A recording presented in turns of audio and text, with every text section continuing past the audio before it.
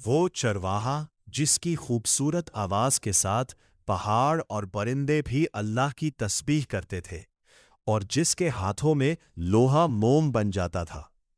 एक चरवाहे से अजीम बादशाह और नबी बनने तक का हैरत अंगेज सफर। हजरत दाऊद अलैहिस्सलाम बनी इसराइल के एक सादा, कम उम्र मगर दिल के निहायत पाक नौजवान थे। उनके अंदर अल्लाह ने गैर मामूली खूबियां रखी थी। खोबरू, खूबसूरती, नरम दिल, जबरदस्त जहानत और हैरत अंगेज आवाज। बनी इसराइल इस वक्त एक खौफनाक दुश्मन जालूत के हाथों बरी तरह दब चुके थे। जालूत निहायत ताकतवर, जफीम जिस्म वाला, जंगों का आदी और बेरहम बादशाह था। पूरी कौम इसका नाम सुनते ही कांप जाती थी।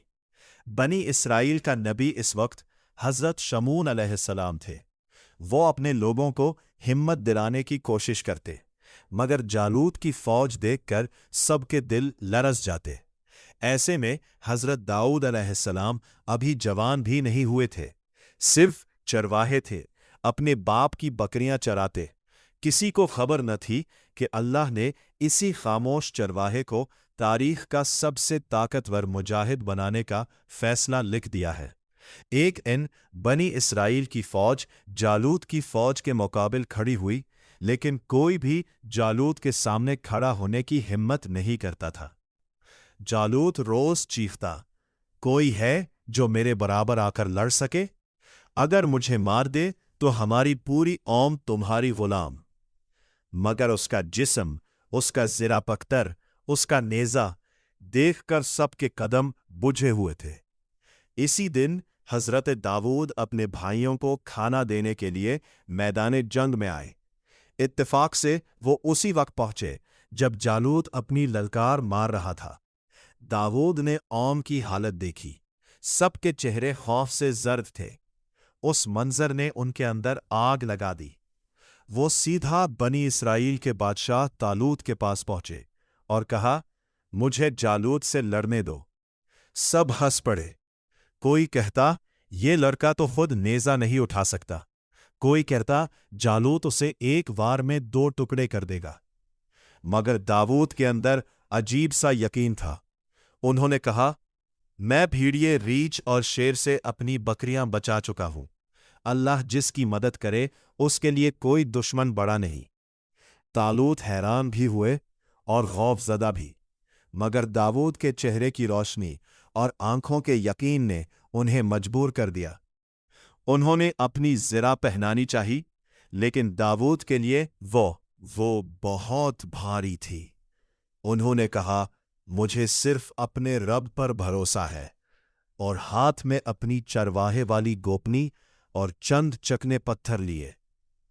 2 फौजें तमाशाई बन गई।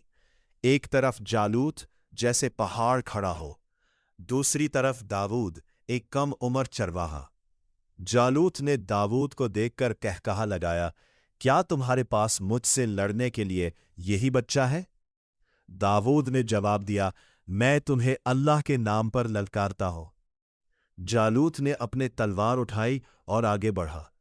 इसी लम्हे दाऊद ने अपनी जेब से एक बारीक मगर तेज पत्थर निकाला, गोपनी में रखा, घुमाया और बिजली की रफ्तार से फेंक दिया।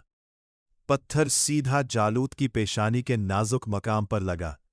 एक धमाके की तरह आवाज आई।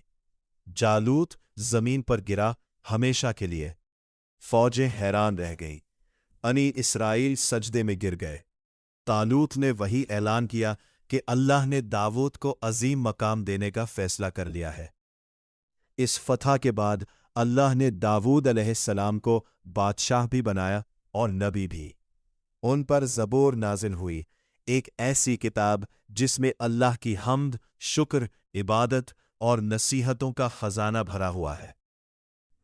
अल्लाह ने उन्हें ऐसी आवाज़ अता की कि जब वो ज़बूर पढ़ते, पहाड़ और परिंदे भी उनके साथ तस्बीह पढ़ते।